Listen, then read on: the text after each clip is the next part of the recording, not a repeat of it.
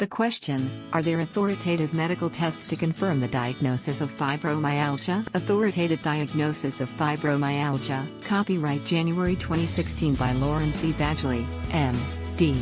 The questioner asks if diagnosis of fibromyalgia is made by authoritative medical tests which provide definitive proof of the disease/disorder. The short answer is that no such tests exist. Diagnosis is usually made by a process of elimination and via exhaustive efforts excluding other medical conditions with symptom profiles similar to those of fibromyalgia. A difficulty with fibromyalgia is that the disease/disorder has no known cause. Therefore, the cause cannot be proven. However, there are ways to prove the diagnosis of fibromyalgia. Within the practice of medicine, doctors routinely sleuth to discern diagnoses for a myriad of disorders/diseases with no known causes. Disease/disorders that doctors have determined to be unique entities have been given names, labels. Names of unique disease/disorders are usually based on a constellation of symptoms that seem to commonly occur together. Oftentimes, these commingled symptoms have associated abnormal laboratory and imaging signs which lend authority to definition of the disease/disorder.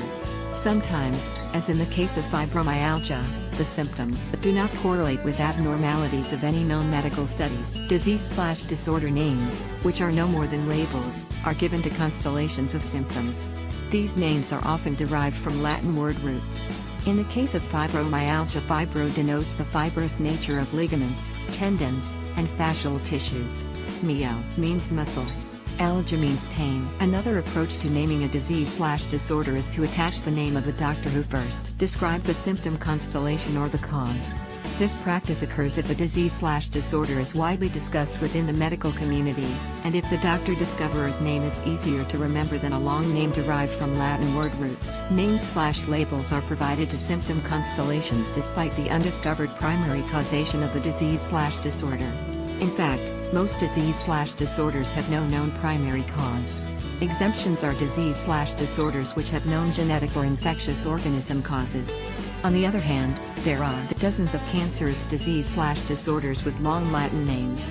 The causes of all of them are unknown. In the case of fibromyalgia, the syndrome name was formulated by a committee of rheumatologists in 1990. Around this time, insurance companies intensified control of billing for medical consultations, which became tagged to required specific diagnoses and billing code numbers.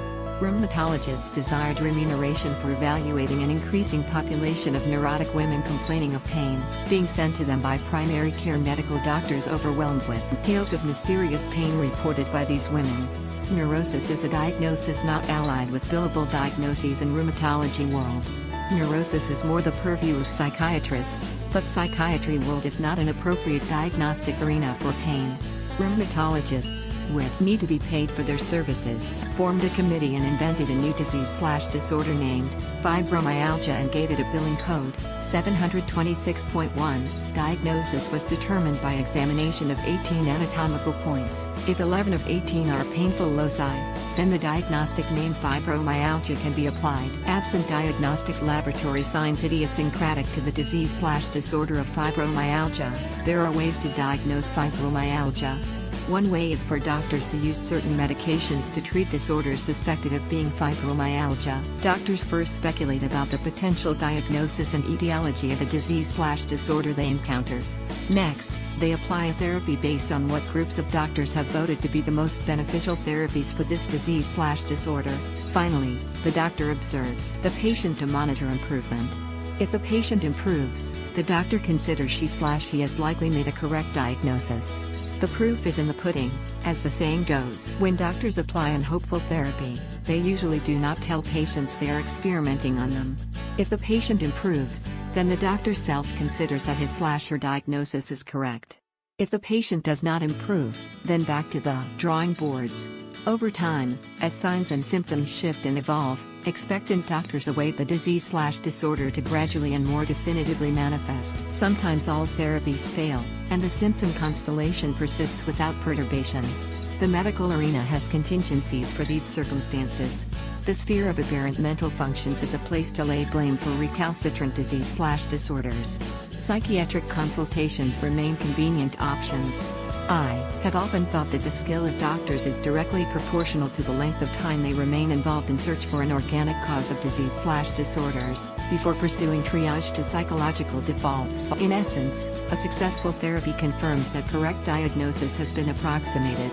Such insight enables doctors to become even more bold in their active pursuit of a cure. Investment in stronger therapies and additional tests are undertaken to gain certitude about the true nature of the disease/disorder. Particularly problematic diagnostic efforts occur with fibromyalgia, which includes nebulous symptoms for which there are ineffective therapies. Fibromyalgia is beset with mystery, and such disease/disorders often have multifactorial causes. This means that there is not a singular primary cause. Rather, the disease/disorder results from the conjoined effects of several causes, multivariant causes. Diagnostic dilemmas are especially profound surrounding disease/disorders with multiple causes. Amongst those patients with fibromyalgia, the admixture of causes varies from person to person. Additionally, temporal order of expression of the multiple causal links usually differs from one patient to the other. These variations are some of the reasons the cause of fibromyalgia has remained elusive. What is an illustration of this variation? The female-to-male ratio of fibromyalgia is about 1:7 to 1:9. Femaleness includes certain genetic and phenotypic traits that predispose females to development of fibromyalgia.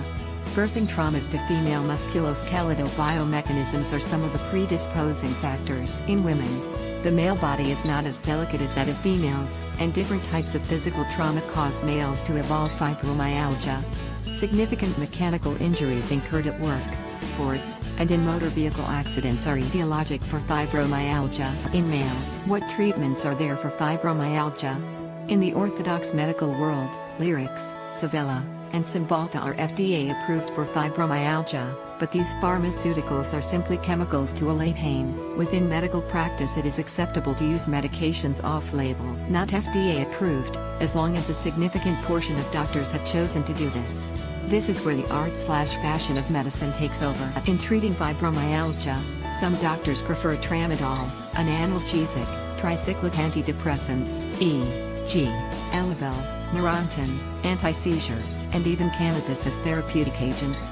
Before this current era of narcotic bowdlerization, the opiate class of medications were widely employed and effectively applied for pain of fibromyalgia. Conclusion: doctors come to a diagnosis of fibromyalgia via various thought processes. Postscript: it is often patients themselves who self-deduce the diagnosis fibromyalgia, and this is the topic of my next post. Fibromyalgia survivors. Lawrence C. Badgley, M.D. At Google. Lawrence Badgley G+, at Badgley Lawrence. Check out the link below for a guide on long-term remission or to join in with the community.